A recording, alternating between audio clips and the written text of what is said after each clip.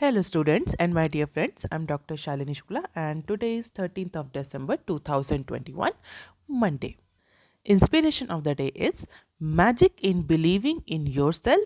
If you can make that happen, you can make anything happen. In today's discussion, we are going to cover these articles. So let's start with article number 1 given on page number 1. No runaway decline in rupees value experts. So Business Standard has conducted one poll and as per that poll, the Indian rupee will remain under pressure for now, for sometimes, as I discussed in previous session also, but there won't be any runaway depreciation. So as per the market expert, as per the economist, Indian rupee do not expect a runaway depreciation. And by the end of March till the March, the pressure on Indian rupee will release or will get eased. Why this will happen? Because the currency market will get used to the tapering that is done by US Federal Reserve and RBI. So, in nutshell, if we talk about the value of Indian rupee, as I discussed in the last session, that the value is getting Indian rupee value is getting depreciated, and this pattern or this trend will continue till March. So, as per the business standard or as per the experts, those who have participated into this survey of business standard, this particular rupee depreciation will continue till March, and in March this will ease out little bit. Why? Because market will get used to the tapering of US Federal, and definitely RBI dips into its massive reserve to iron out any sort of volatility from the market. And at the end, these events or this trend will benefit the Indian rupee, जिसमें 12 expert ने participate किया था इस particular poll में. The rupee closed at 75.78 to a dollar on Friday. और इतने depreciation के बाद से ये पोल कराया गया कि ये जो ट्रेंड है रुपी के डेप्रिशिएट होने का, ये कब तक रहेगा और क्या इकोनॉमिस्ट अंडरस्टैंड करते हैं इस पर्टिकुलर डेप्रिसिएशन से. तो 12 एक्सपर्ट ने पार्टिसिपेट किया था इस पर्टिकुलर पोल में. The poll participants do not see any run away depreciation in the rupee, but it can be expected around 76.50 to a dollar by the end of March. और इसमें इसके opinion में experts divided है. कुछ का ये anticipation है कि जो डोमेस्टिक करेंसी है वो 74.5% तक स्ट्रेंथन होगी मार्च आते आते, जबकि कुछ एक्सपर्ट्स का ये कहना है कि रुपी जो है वो 77 तक का पॉइंट टच कर सकता है in terms of exchange rate by the end of March, and 78 point can be touch by the end of June. 78 means 78 पर डॉलर. अब यहाँ क्वेश्चन ये उठता है, why this rupee is under pressure, why rupee Indian rupee started getting depreciation. So one of the key reason is the year end thinning of interbank trades. Because of the thinning of interbank trade, why interbank trade? Because many foreign bank cut their position by the end of year and come back only by the middle of January, and this particular thin trade has pushed the volatility in the currency market. As a result, Indian rupee is getting depreciated. This is the fundamental reason that thinning of interbank trade. Apart from it, experts have different point of view on this rupee depreciation. Here, thinning of interbank trade means basically all the interbank trading activity impact the demand for currency, and definitely that impacts their exchange rate as well. So whenever foreign bank participant cut down their trading activity, it impacts the exchange. बहुत ज़्यादा technicalities में जाने की ज़रूरत नहीं, simplified form में समझिए तो इस समय क्या होता है, it's a general phenomena, we can say seasonal phenomena और साइक्लिक फिनोमिना, कि ईयर एंड आते आते जो फॉरेन बैंक्स हैं they actually cut their interbank trading, and because of this the exchange rate gets impacted, and that is why Indian rupees start depreciating. And if we talk about the some chief economists, so as per chief economist of IndusInd Bank, a widening mercantile trade deficit, volatile portfolio flows on rising global inflation, stretch valuation, strengthening dollar, pandemic resurgence concern, all these should continue to weigh on the rupee in the near term and over the last quarter of the financial year that will end up to the March as I discussed previously, और जिसकी वजह से जो Indian rupee है that will weaken around 76.20 to 76.30. हालांकि हर expert का अपना एक नंबर है बट मोर और लेस 74 से लेकर के 78 तक की रेंज में कंसेंसस है. इसके अलावा एक और इवेंट की बात करी जा रही कि जो अगर life insurance corporation of India that is LIC की अगर इनिशियल पब्लिक ऑफरिंग जो IPO बहुत टाइम से पेंडिंग है, अगर वो IPO आता है so this IPO can see net positive portfolio flows in the fourth quarter, और इसकी वजह से जो इंडियन रुपी है वो थोड़ा सा मजबूत हो सकता है in the month of March 2022. The key downside factor remain negative surprise for domestic inflation और sharp yuan depreciation. तो ऐसा कहा जा रहा है कि अगर LIC का बीच में अगर इसी फाइनेंशियल ईयर में आते आते LIC का IPO आ जाता है तो उसका थोड़ा सा पॉजिटिव इम्पैक्ट देखने को मिलेगा. इंडियन रुपी में स्ट्रेंथन अराउंड 75.25 टू 75.50. तो फिलहाल के लिए ये प्रेडिक्शन है एक्सपर्ट्स का इंडियन रुपी की वैल्यू को लेकर के. आप देख सकते हैं अलग अलग ऑर्गेनाइजेशन से अलग अलग इकोनॉमिस्ट ने पार्टिसिपेट किया था and definitely you can not mugged up this and you do not need to mugged up this. You can just have the glimpse of it how India currency market is going to और India foreign exchange और Indian rupee और dollar exchange rate, how it is going to take shape in upcoming quarters. Now let us look into the quarter article number 2 that is given on page number 1. MFIs want rupees 3 lakhs as loan cutoff. So microfinance institution want RBI to hike the qualifying threshold of inflation adjusted household income for taking loans up to 3 lakh in a year to widen the scope of eligible borrowers. So जो micro finance institution है जो pandemic में और corona की जो pandemic आए थे जिसमें बहुत ज़्यादा इम्पैक्ट हुए थे और उनको लेकर के कई सारी गवर्नमेंट ने स्कीम्स भी लाई थी इन ऑर्डर टू सर्वाइव और in order to promote the micro finance institution. उसको लेकर के अब जो MFIs हैं they actually demanding Reserve Bank of India to hike the qualifying threshold of inflation adjusted household income for taking the loans up to 3 lakhs. इससे क्या होगा जो एलिजिबल बोरोवर्स हैं उनका स्कोप जो है वो बढ़ जाएगा, एलिजिबल बोरोवर्स का नंबर बढ़ जाएगा. अगर एलिजिबल बोरोवर्स का नंबर बढ़ जाएगा तो डेफिनेटली जो माइक्रो फाइनेंस इंस्टीट्यूशंस की जो क्रेडिट ग्रोथ रेट है वो भी इंक्रीज करेगी, और अगर उनका क्रेडिट ग्रोथ रेट इंक्रीज करेगा तो उनकी इनकम जनरेशन भी उनका रेवेन्यू जनरेशन भी इंक्रीज करेगा. If RBI agrees to this suggestion 50 million mutual fund और 50 million micro finance institutions customer will join the current net of 60 million and outstanding portfolio of 2.545 trillion. तो अगर micro finance institution की ये बात RBI इस suggestion को RBI मान लेती है तो अप्रॉक्सीमेटली 50 मिलियन कस्टमर्स जो हैं वो एड ऑन हो जाएंगे एग्जिस्टिंग बेस में जो अभी नंबर 60 मिलियन का है. और अगर इस रिक्वेस्ट की बात करें तो जो इस रिक्वेस्ट की टाइमिंग है दैट इज़ वेरी इंपॉर्टेंट. क्यों? क्योंकि RBI बहुत ही जल्दी कंसल्टेटिव डॉक्यूमेंट और रेगुलेशन ऑफ माइक्रो फाइनेंस लाने वाला था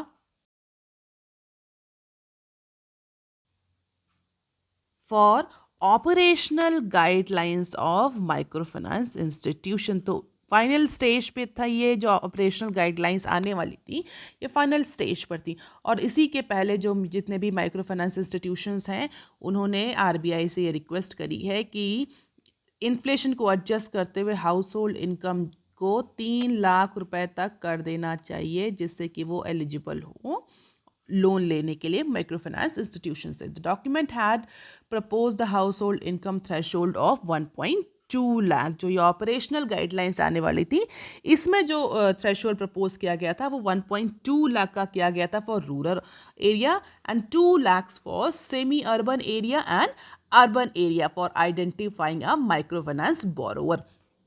Probably they get to know about this threshold, and that is why they are demanding from RBI to increase this particular threshold up to 3 lakhs.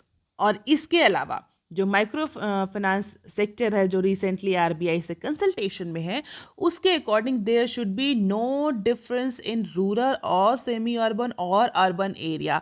This particular differentiation should be done away, and it will be a better approach if there is no differentiation in threshold. So overall सबके लिए, rural के लिए भी, semi urban के लिए भी, urban के लिए भी 3 लाख का थ्रेशोल्ड जो है वो म्यूचुअल माइक्रो फाइनेंस सेक्टर जो है वो आरबीआई को सजेस्ट कर रहा है पर एनम के बेसिस पर. और इसके अलावा कुछ टर्म्स की डेफिनेशंस को भी कुछ मॉडिफाई करने को बोला है. इकोनॉमिकली बैकवर्ड क्लास जो कि प्रधानमंत्री आवास योजना के अंदर आते हैं, उससे भी इस पर्टिकुलर थ्रेशोल्ड को अलाइन करने की बात माइक्रो फाइनेंस सेक्टर ने कही है. यहाँ पर एक बात जानना बहुत ज़रूरी है कि माइक्रो फाइनेंस सेक्टर का बेसिक ऑब्जेक्टिव क्या है? फाइनेंशियल इंक्लूजन को प्रमोट करना. और डेफिनेटली किसी भी तरह से अगर फाइनेंशियल इंक्लूजन इम्प्रूव होता है तो जो माइक्रो फाइनेंस सेक्टर है they can actually suggest to the RBI. तो जो प्रधानमंत्री आवास योजना आई है उसके तहत जो इकोनॉमिकली बैकवर्ड क्लास की डेफिनेशन दी गई है, उस डेफिनेशन को लेने की बात करी है माइक्रो फाइनेंस इंस्टीट्यूशन ने. और as per this institution, this definition of economically backward class will help to bring the maximum limit and will include more needy clients.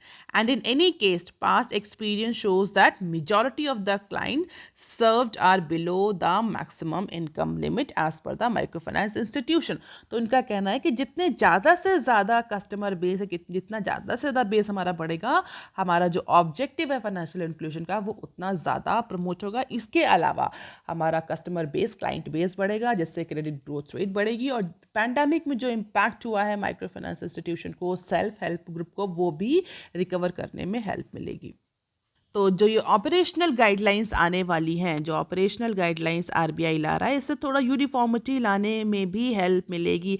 अभी अगर हम बात करें माइक्रो फाइनेंस इंस्टीट्यूशंस की, तो किसी और को रिपोर्ट करते हैं. They are regulated by credit bureaus और मंथली बेसिस, वीकली बेसिस पर वो क्रेडिट ब्यूरोज को रिपोर्ट करते हैं, जबकि जो बैंक्स का क्राइटेरिया है वो मंथली बेसिस पर है. तो फिलहाल के लिए ऐसा अज्यूम किया जा रहा है कि जो भी ऑपरेशनल गाइडलाइंस आने वाली हैं, इन गाइडलाइंस में हो सकता है आरबीआई ये 3 लाख की ही थ्रेशोल्ड को एक्सेप्ट करें. अब देख लेते हैं article number 3 that is given on page number 4. Economic ties with Bangladesh must be strengthen.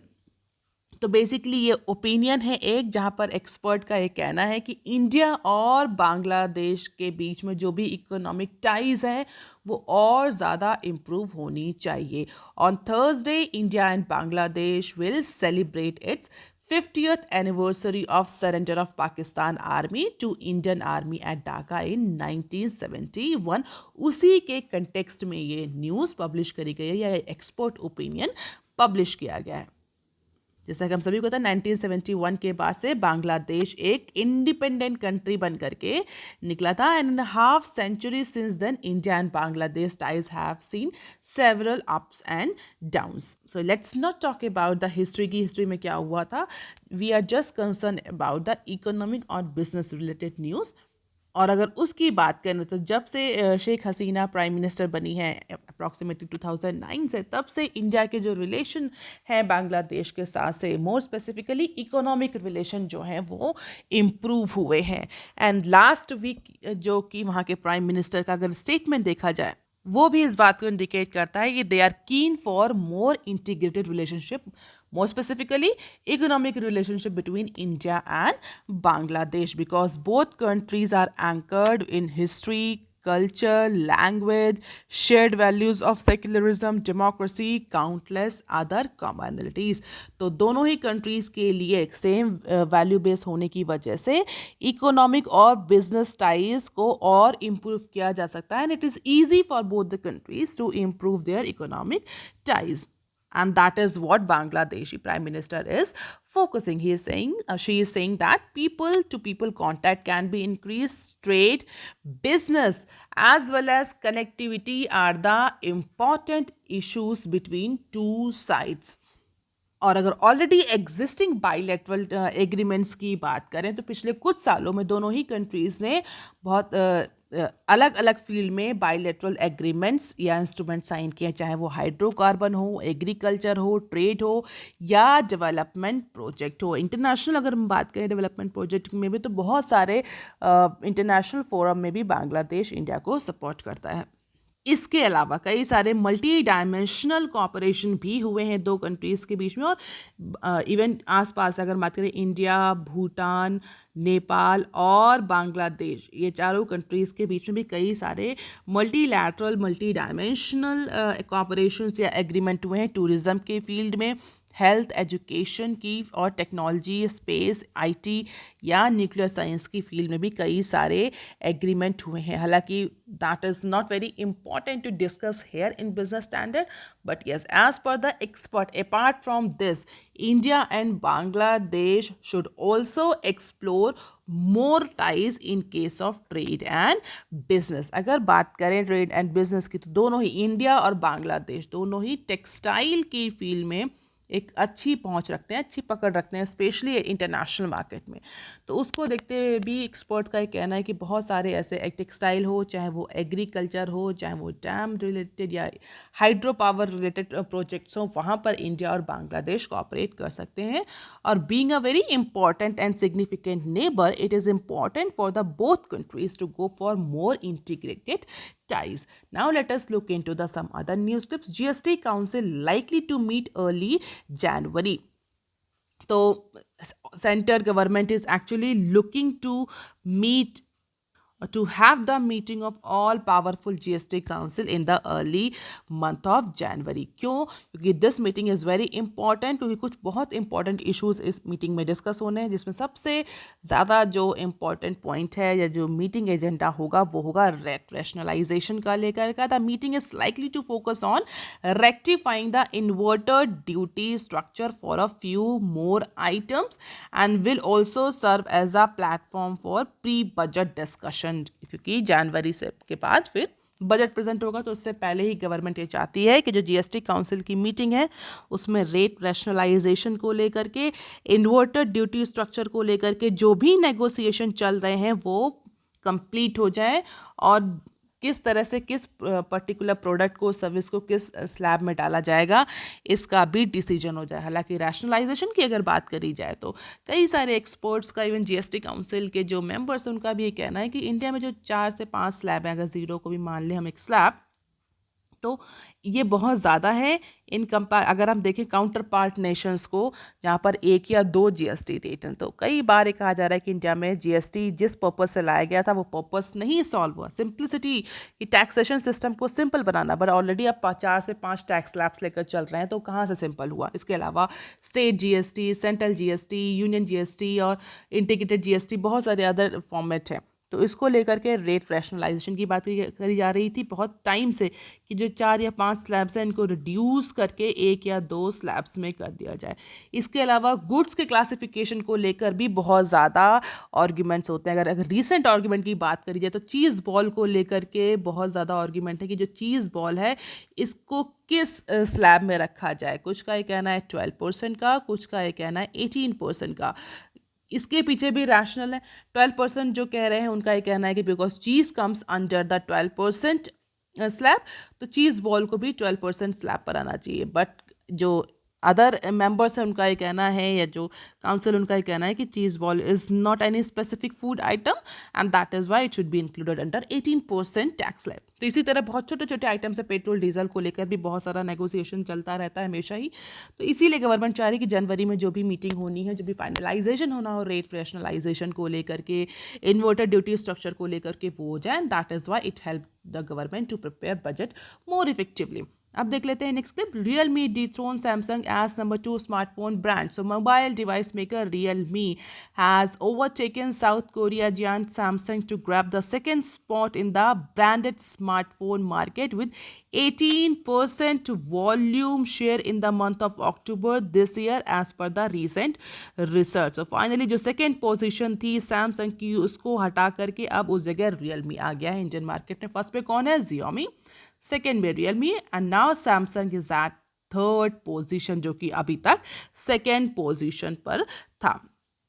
अब देख लेते हैं next clip. Government was sensitive to fiscal deficit, Garg on bank recapitalization. Mister Subhash Garg, the department of economic affairs secretary, when during the years when Controller and Auditor General of India had flagged the issue of Finance Ministry not showing the bank recapitalization as fiscally non-neutral, said the government at that time was sensitive to the fiscal deficit। तो basically government को एलिज किया है और कहा है कि उस समय गवर्नमेंट, जो कांग्रेस की गवर्नमेंट थी, अगर उसने रिकैपिटलाइजेशन बैंक्स का नहीं किया था तो उसका एक रीज़न था। वो रीज़न क्या था? वो रीज़न ये था कि गवर्नमेंट जो थी वो फिस्कल डेफिसिट को लेकर के बहुत ज़्यादा सेंसिटिव थी, जो कि करंट गवर्नमेंट नहीं है। The government can now show recapitalisation as affecting deficit. The government is no longer sensitive to fiscal deficit as it was raised to 9.5% of GDP as per the revised estimate। और target कितना था? 3.5% का target होता, जो कि 9.5% तक पहुंच गया है। तो उनका ये कहना है मिस्टर सुभाष गर्ग का कि eight that time government was quite sensitive for fiscal deficit, क्योंकि रिकैपिटलाइजेशन होगा। बैंक का रिकैपिटलाइजेशन मतलब बैंक्स को और पैसा देना। बैंक को कौन पैसा कौन देता है? सेंट्रल गवर्नमेंट देती है। सेंट्रल गवर्नमेंट के पास कहाँ से पैसा जाता है? इधर take from money, loan from market और फ्रॉम एनी फाइनेंशियल इंस्टीट्यूशन, जिसकी वजह से गवर्नमेंट का डेफिसिट बढ़ता है। तो उनका सीधा सीधा ये कहना है कि उस समय जो गवर्नमेंट थी that was not showing the capitalization as non neutral, but आज के टाइम में गवर्नमेंट क्या है, वो रिकैपिटलाइजेशन को फिस्कल डेफिसिट में काउंट कर सकती है।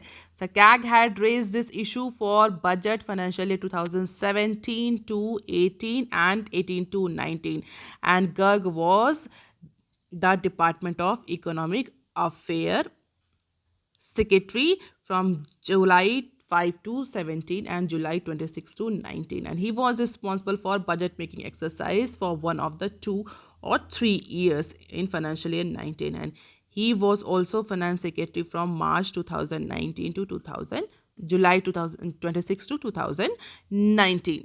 तो उस समय गवर्नमेंट का ये कहना था कि फिस्कल डेफिसिट को कंट्रोल रखना है, but now government is no longer sensitive to the fiscal deficit. Fiscal deficit was raised to 9.5% of GDP by paying the FCI's past liabilities।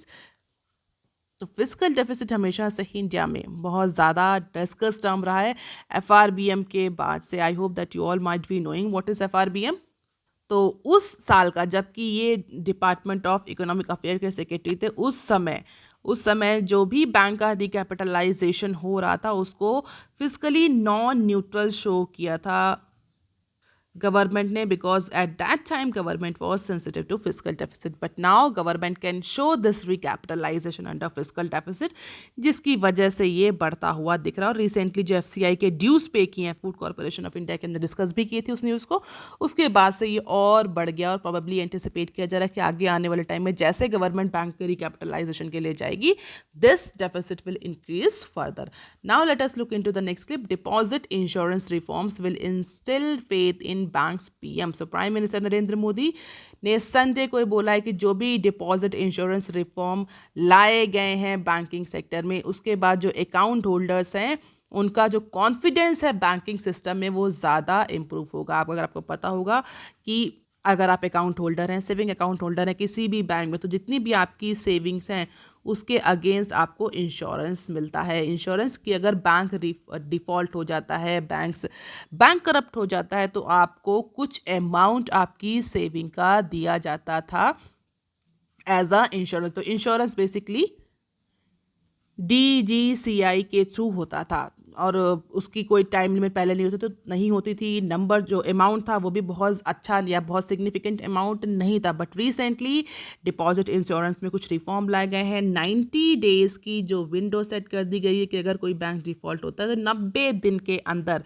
जो भी उसके अकाउंट होल्डर्स हैं उनको उनका इंश्योरेंस का अमाउंट दिया जाएगा, that is 5 lakh rupees approximately.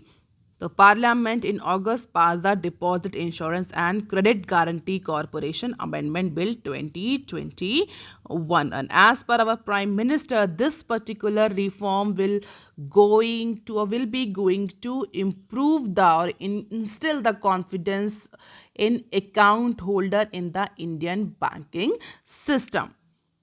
Or as per our Prime Minister, this particular reform was done keeping the mind that depositor first is for banking sector.